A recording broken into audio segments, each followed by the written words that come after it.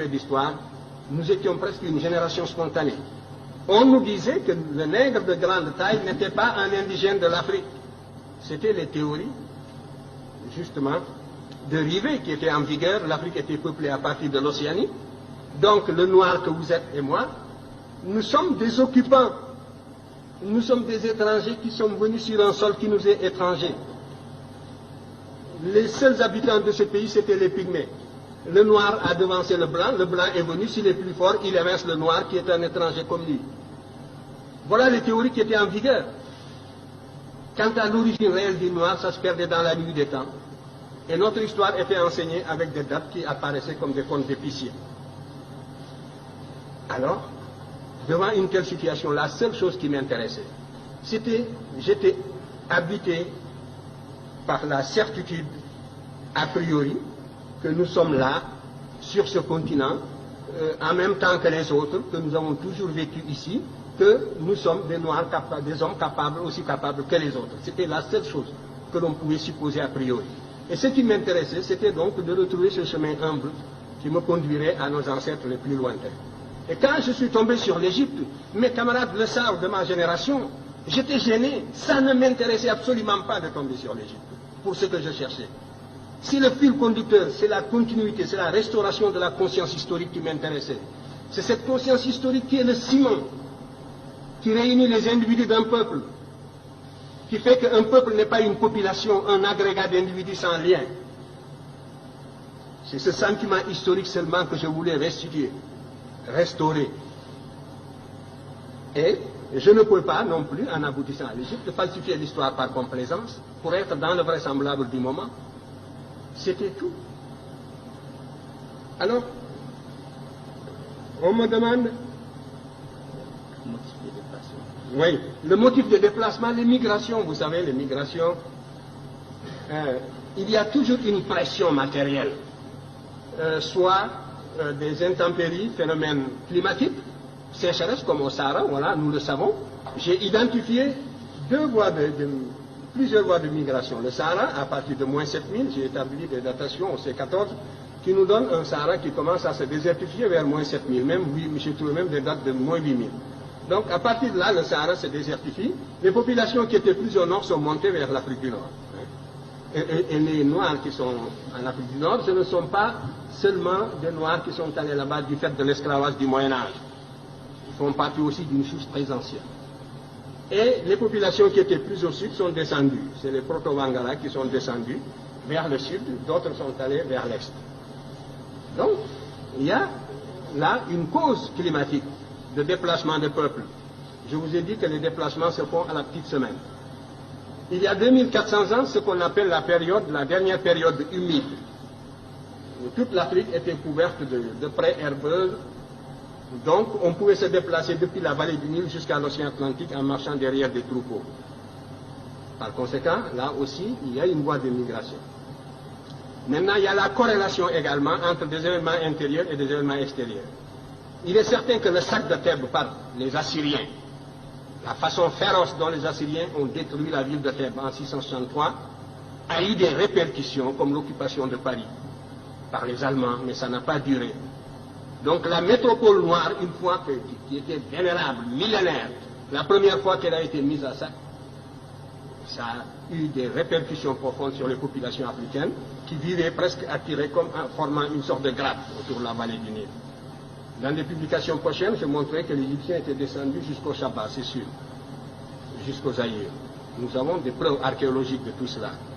Nous avons des preuves archéologiques qui sont venues ici, des preuves relevant de la linguistique d'autres pays qui sont venus justement jusqu'à la boucle du Niger. Ça concerne la première question sur laquelle je dirai un mot. Et tout cela, donc, des motifs climatiques, une pression extérieure, la victoire, la perte de la souveraineté nationale de l'Égypte a fait que les populations africaines se sont relâchées et se sont repliées sur elles-mêmes à l'intérieur pour former des royaumes à l'intérieur. Alors que jusque-là, l'Égypte était la grande métropole, un peu comme les Germains qui étaient de l'autre côté de la rive du Danube par rapport à la civilisation, au foyer romain. L'Égypte était le véritable foyer auquel le reste de l'Afrique noire était lié par 1000 liens d'esclaves. Et à partir du moment où l'Égypte a perdu la souveraineté nationale, ces populations, évidemment, se sont organisées sur d'autres bases. Alors tout cela, ce sont donc des motifs de déplacement. Pour l'histoire, la période la plus proche. Donc pour la plus ancienne, il devait en être ainsi. Les variations climatiques, on peut les cerner par la paléoclimatologie. Ça peut être aussi dû au fait que le manque de nourriture, la pression sélective, tout cela, ce sont autant de facteurs qui jouent pour expliquer le déplacement. En tout cas, vous pouvez remonter, vous, en ce qui vous concerne, jusqu'aux racines de la philosophie africaine. Je vous invite à étudier la cosmogonie héliopolitaine. Je l'ai décrite d'ailleurs brièvement dans Civilisation ou Barbarie. Vous y trouverez les prémices. Vous commencerez à vous faire une idée de la consistance de la pensée de vos ancêtres de la vallée du Nil, qui étaient noirs comme vous, ici. Si c'était cela, si ce n'était pas cela des arguments, c'est la preuve que, vous voyez, on a presque le cerveau vidé et les arguments d'une certaine source ne se fixent plus. C'est ça l'aliénation. Parce que vous demandez, que valent donc ces arguments-là? Est-ce que j'ai inventé les projections que je vous ai faites, que vous pouvez retrouver dans la vallée du Nil, où vous trouverez justement cette civilisation qui est discutée, ces agents qui se sont représentés plus noirs que vous-même. Mais déjà, vous avez des œillères de l'éducation colonialiste et vous ne pouvez plus voir cette réalité palpable. C'est ça la cécité intellectuelle. Vous comprenez? Où est la raison dans cette éducation? Où est la raison? Où est le développement du sens critique dans cette éducation? Voilà le danger contre lequel nous devons vous prémunir. Il faut que votre cerveau fonctionne. Je disais encore hier et je le répéterai demain, que ce que nous voulons, ce que nous visons dans votre éducation, c'est de réveiller justement le bâtisseur de nations qui dort en chacun de vous. C'est de réveiller le créateur qui dort en chacun de vous. Et cela suppose donc une réforme qui mette l'accent sur la rationalité, sur les facultés créatrices de l'individu et sur l'indépendance intellectuelle de l'individu. Voilà le but que vise mon enseignement en tout cas. Et si je ne l'atteins pas, c'est bien. Les moyens de prouver, ce sont les moyens scientifiques. La critique scientifique, n'est-ce pas, c'est une méthode. Moi, j'ai utilisé tout l'arsenal des méthodes d'investigation et des méthodes de preuve. J'ai esquissé même des méthodes nouvelles pour l'histoire africaine.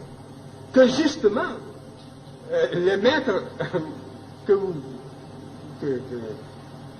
vous citez, je vous parlais des maîtres occidentaux, n'est-ce pas, que vous citez, utilisent largement. Parce que le paradoxe, c'est que tout cela dont vous parlez, ils sont coincés aujourd'hui. Parce qu'il n'y a que cette voie pour renouveler la science historique, et c'est moi qui vous le dis. Et ils sont coincés dans leur propre développement idéologique, et ils ne savent plus comment se dégager de la position inconfortable où ils se trouvent intellectuellement. Ils sont confinés dans des positions idéologiques indéfendables. Et il vous suffirait de fournir un peu d'effort, d'acquérir la connaissance directe pour les dépasser. C'est moi qui vous le dis. Alors, ils voudraient bien sortir de cette position pour récupérer cette littérature. Mais, sans nous citer, bien sûr. Mais tout cela est extrêmement difficile. Et la cause est entendue depuis longtemps. C'est de cela que je voulais vous parler. Vous dites que aussi longtemps qu'on ne reconnaîtra pas, mais on reconnaît déjà. Et maintenant, c'est la conspiration du silence. On n'attaque plus parce qu'on n'a plus d'arguments pour attaquer. Et ce n'est pas le désir qui leur manque, vous le savez bien. Ils nous auraient sciés, ils nous auraient foudroyés s'ils pouvaient déceler la moindre incohérence depuis le temps. Mais maintenant, c'est le silence, c'est la conspiration du silence, c'est la médisance dans les salons, c'est les apartés avec les étudiants.